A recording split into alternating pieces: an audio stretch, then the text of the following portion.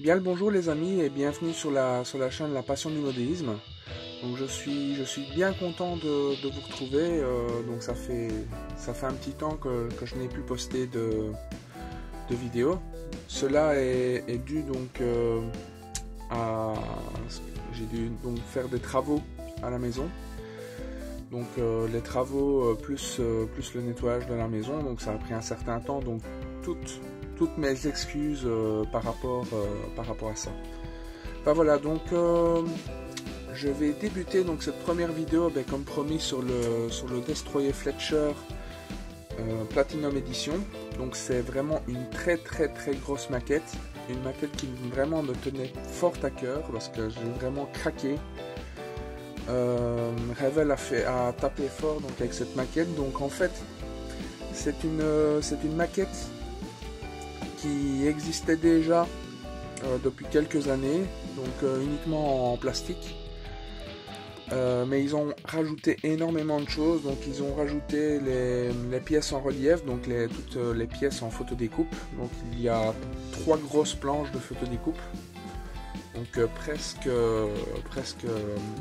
de la taille d'un A5, et tout ce qui est canon en métal, main en métal, etc. On va analyser ça ensemble, hein. Donc vous voyez la taille de la boîte, elle fait 1 mètre facile. Enfin voilà, donc je vous fais un petit tour de la boîte, mais c'est pas facile de la bouger tellement elle est énorme sur le bureau. Donc vous voyez franchement Revell a vraiment frappé fort. Donc c'est vraiment un bateau qui me tenait à cœur parce que c'est un bateau qui a été produit en beaucoup d'exemplaires pendant la Seconde Guerre mondiale. Donc il est souvent considéré comme l'un des meilleurs destroyers les plus avancés de la Seconde Guerre mondiale. Donc il y en a très peu qui ont été détruits. Il y en a encore pas mal qui servent de navire musée. Je vous ferai une petite liste des navires que l'on peut encore visiter. Donc j'ai vu sur un site qu'il y en avait encore plusieurs, encore à flot, ou qui sont restés à flot longtemps après la guerre. Enfin voilà, donc je vous ferai un petit récap à la première vidéo de montage, ou alors je ferai une petite vidéo historique avant de passer au montage. Donc je ne sais pas encore comment ce que je vais faire.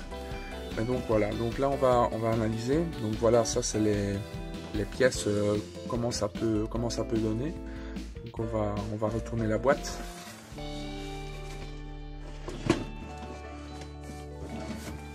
Donc ça c'est toutes les pièces en plastique. Et voilà le modèle une fois terminé, vraiment superbe modèle, rien à dire. Vous allez me dire, je fais beaucoup de maquettes Revell, mais franchement ils commencent à sortir des kits de plus en plus intéressants. Enfin voilà, donc actuellement ils vont sortir dans pas très longtemps un U-boat, un type 7, un type 7C41 ou un 72e aussi en Platinum Edition avec plus de 900 pièces. Enfin voilà, ils sortent des trucs vraiment géniaux quoi. Enfin voilà, donc on va ouvrir la boîte.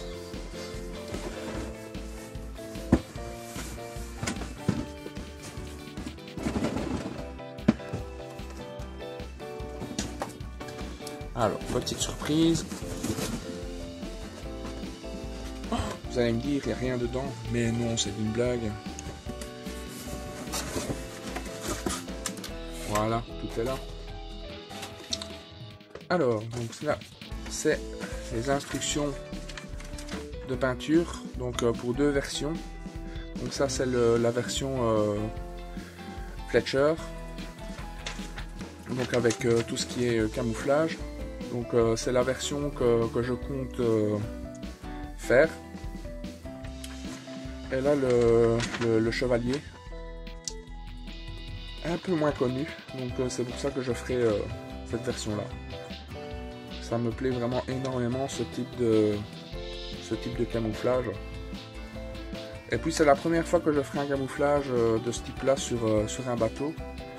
Donc on verra ça ensemble sans problème.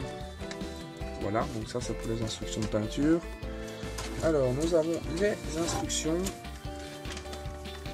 pour le modèle plastique, qui est le même que les instructions du modèle plastique seul. Donc voilà.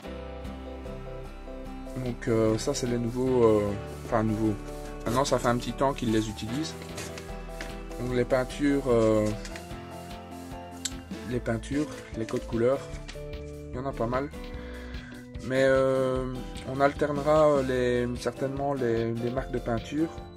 Donc ici c'est de la marque Revell, mais nous ce qu'on va certainement employer, je vais bientôt essayer les peintures Life Color sur le Mikuma.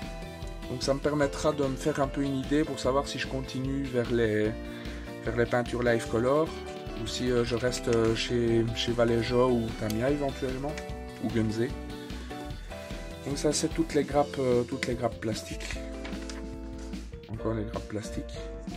Et ça donc c'est le plan pour peindre le rouge sous la ligne de flottaison. Et voilà, donc là nous avons les instructions pour le modèle en plastique. Donc il y a pas mal de travail. Ce qui est vraiment génial avec les nouveaux kits Revell, c'est qu'ils mettent tout en couleur ce qu'il y a à peindre. Ça, je trouve ça vraiment bien. Maintenant, il y a juste un petit bémol, je vais vous le dire après, par rapport au kit plastique et le kit de photodécoupe. Enfin, c'est qu'il n'est pas vraiment un bémol, mais il faut vraiment faire attention. Ouais, pas mal de pièces. Hein. J'ai oublié de vous dire, donc sur la boîte, il est mentionné la maquette, elle fait 1300 pièces. Et pour une taille de 79,7 cm.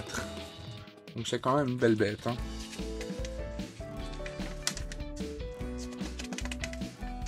Ah, voilà. Ça c'est pour tout le modèle en plastique. Tout ce qui est antenne. Là on va pas mal s'amuser. Beaucoup de travail. Enfin voilà, donc ça c'est pour le livret d'instructions pour le plastique. Alors, donc les deux demi-coques. Énorme. Donc là vous voyez sur le moule il est marqué 2008 Revell. Donc ça vient donc bien du kit de chez Revell en plastique seul. On a encore une grappe. Donc les grappes avec les tubes lance-torpilles, les tourelles, les canons qu'on coupera vu que ce sera sur métal.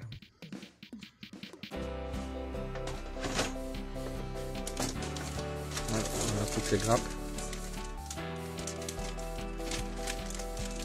C'est vraiment superbe.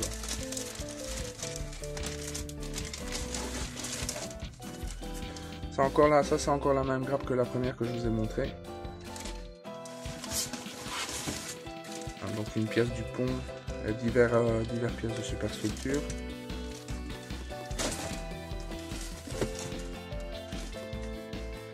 Ça c'est les pièces pour les rambardes.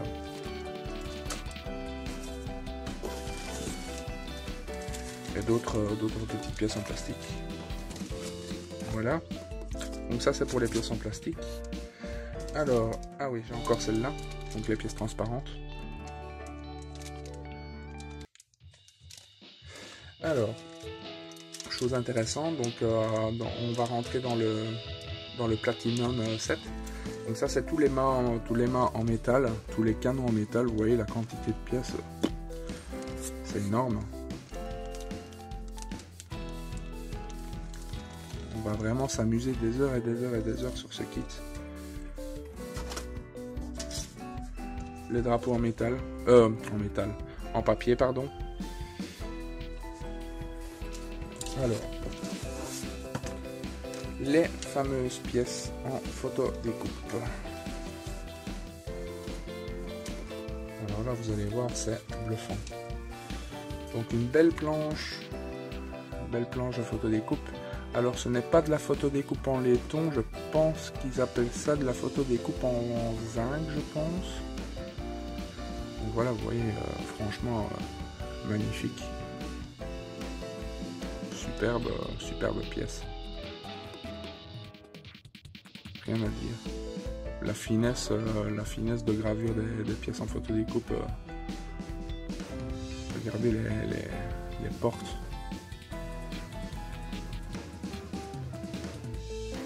Superbe. Alors là, la deuxième, donc là c'est de la photo découpe en laiton, celle-ci.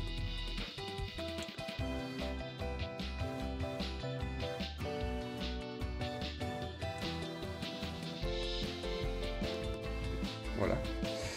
Et la dernière planche, la voici.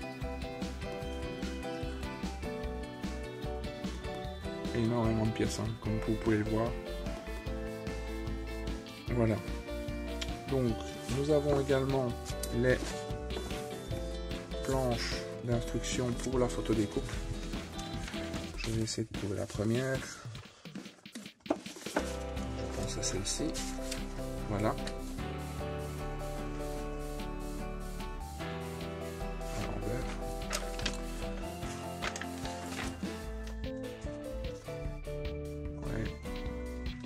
C'est quand même un boulot de longue haleine.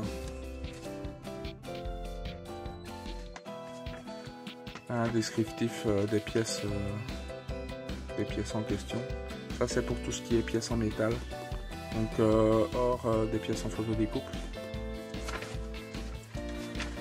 Ça c'est les planches en photo découpe en revue. La deuxième planche.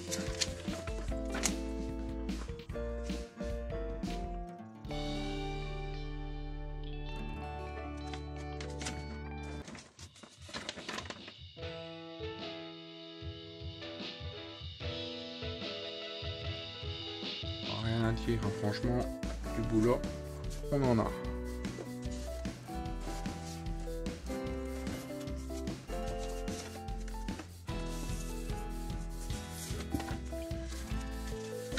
Il y a 5 planches comme ça, je pense.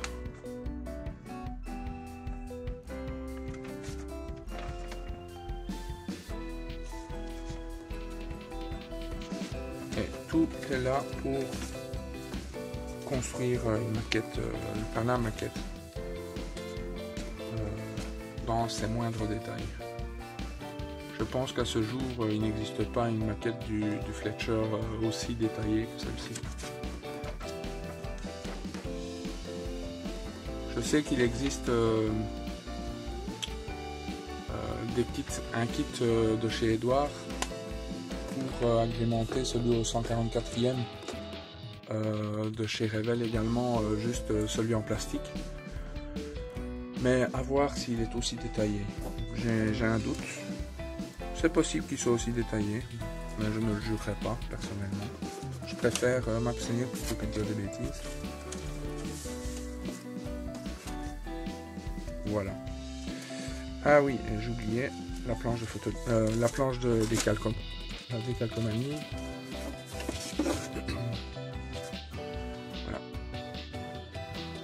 Donc ça c'est la planche de ligne de flottaison.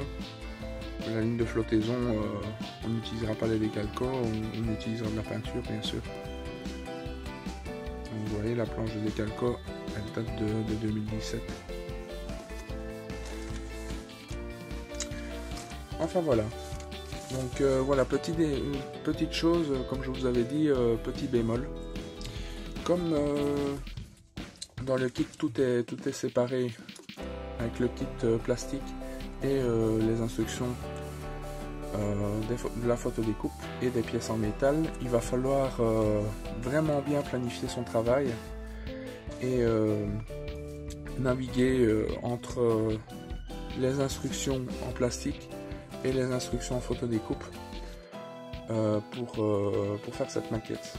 Ça c'est un petit point négatif, mais bon, en général si on investit dans une telle maquette, c'est qu'on a quand même un petit peu de l'expérience en se lançant là-dedans. enfin pour cette maquette en tout cas. Enfin, je ne prétends pas être le meilleur des modélistes, mais moi j'aime bien la difficulté, j'aime bien lancer des défis. Enfin voilà. Ah oui, il y a aussi également, donc c'est les antennes, mais je ne pense pas que j'utiliserai celle-là. Je pense plus que j'utiliserai un kit d'antennes de chez MIG. Je verrai, je vais encore réfléchir. Enfin voilà, donc on en a terminé pour ce unboxing. J'espère que ce unboxing vous aura plu. Et donc on se retrouvera pour la prochaine vidéo sera sur le Mikuma pour vous montrer ce que j'ai déjà pu faire. Et la prochaine vidéo après celle sur le Mikuma, ce sera sur la première vidéo pour le montage du Fletcher. Enfin voilà, donc je vous souhaite une très bonne soirée et à très bientôt. Tchuss les amis.